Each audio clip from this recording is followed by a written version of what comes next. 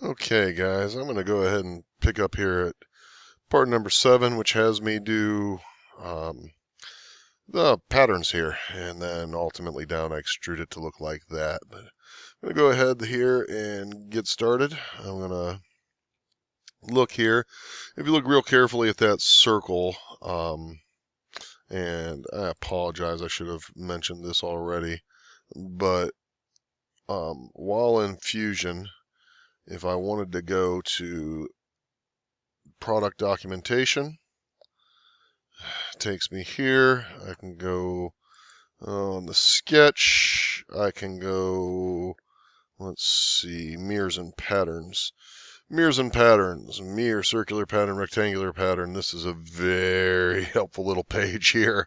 Certainly I YouTube things or I Google them all the time, and I oftentimes end up here on these pages. But this is a nice little resource for you. I'd encourage you to use it. That being said, I'm going to go ahead and get started. So let me get this off to the side here where I can see it so I can work. So first thing I'm going to do is I'm going to do these pentagons in a circular pattern. They have a construction circle in there, and if I wanted to add it, I certainly could. I could come down here and just click there and then go to there and then make it a oops. Let me hit cancel, and I could click on that and make it a construction circle. I won't use it at all, you're going to see. So I'm going to go create pattern. I'm going to go circular pattern. I need to click on all 5 lines. So make sure that I click on the right things here. Click on that one and that one. That's 5 things. My center point. I'll click there and I'll say use this as my center point. I want to go full, and I want there to be 5 of them. I'm going to go ahead and hit OK. And if you look closely here at that looks like that. Next, I'm going to come up here and I'm going to do the hexagon. The hexagon is a rectangular pattern. If it's not circular, it's rectangular, even if it's a linear pattern. Kind of drag this out here for a moment and drag that right there. Okay, so I want to select my objects. 1, 2, 3, 4, 5, 6. Okay, direction now. I can go extent or spacing. Since I don't have any distances given to me and it's just having me practice, I'll just go extent. But I'm going to go ahead and select this and kind of grab it that way.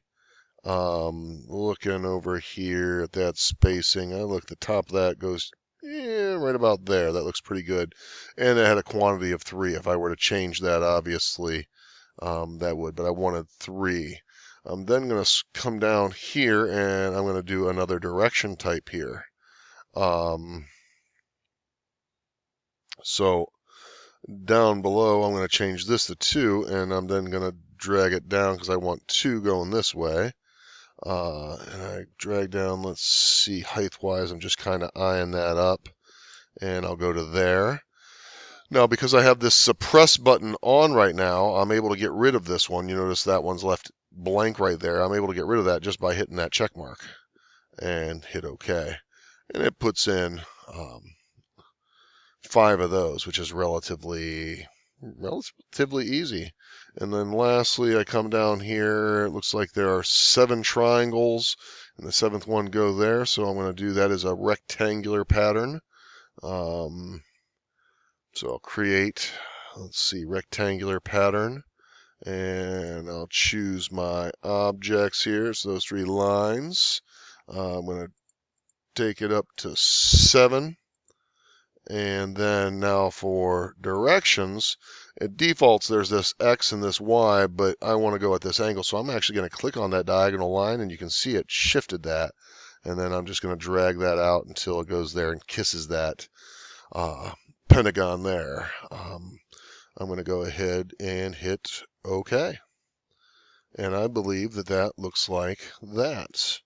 Scrolling down, let's see, I could probably drag that over a little bit. I'm going to finish the sketch, it tells me.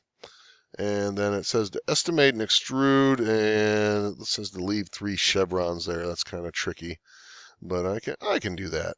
I'm going to go ahead and I'm going to go here to my home view. Let's see. I want to extrude that, and then I'm going to go up to my navigation cube, and I'm going to go in here and select out this triangle carefully. Okay, so looking at what I want to extrude, I want to extrude that. I want to leave that chevron. This is kind of tricky. I'm going in here clicking individually. Oops, missed that. All right, and then the next one.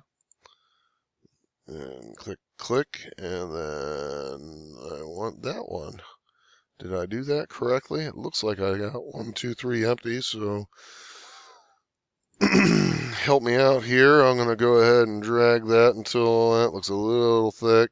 I'd say about 0.3 inches seems to be about right. I think that's about that distance. I'm going to go ahead and hit OK.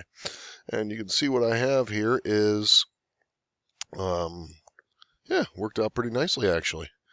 I think that looks like that, which was the goal.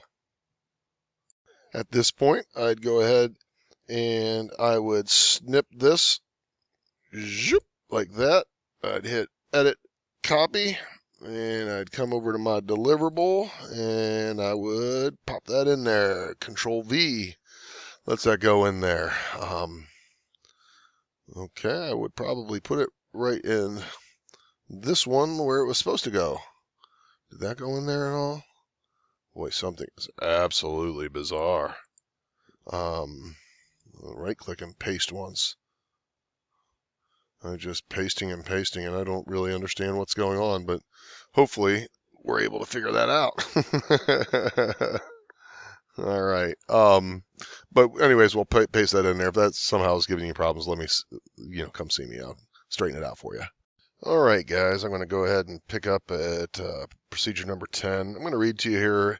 As you develop more complex CAD skills, you may want to align elements on a new sketch to geometry you have already created. And that's what I'm going to do. So I'm going to sketch over top of this. 10 says to place a new sketch and choose that as my plane. Now, I'm going to create the pentagonal extrusion shown in figure 8.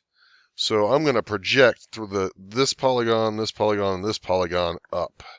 So I'm going to do that with the create. I'm going to come down here and hit project include. I'm just going to project. And what I'm going to do is I'm going to choose the lines I wish to project. So I want this pentagon here.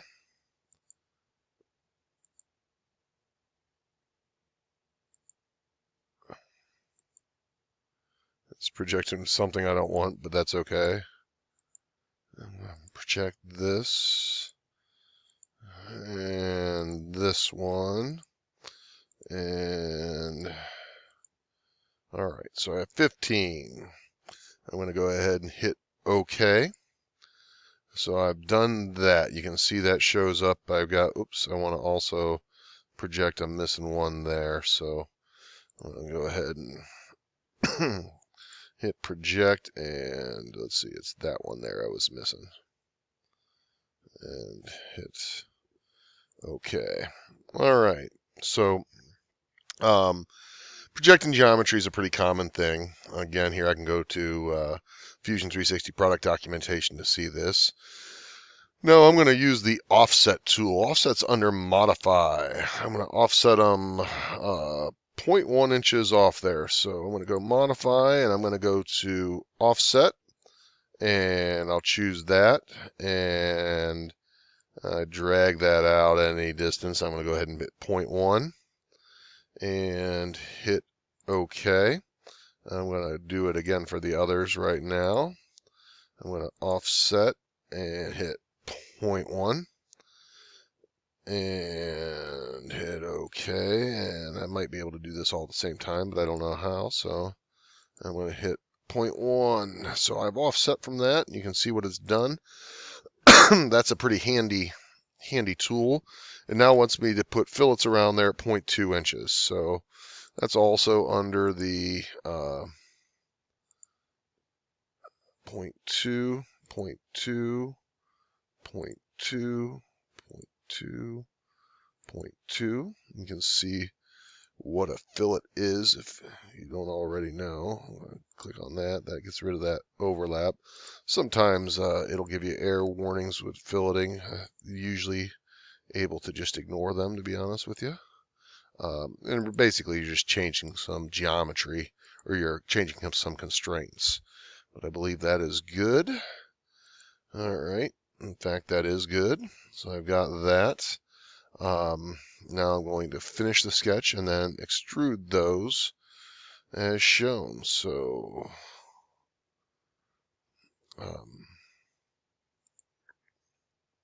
I'll click on the right thing here carefully. I'm going to go ahead and kind of go to a isometric view. It doesn't give me any distance, but I can take that out as far as I want.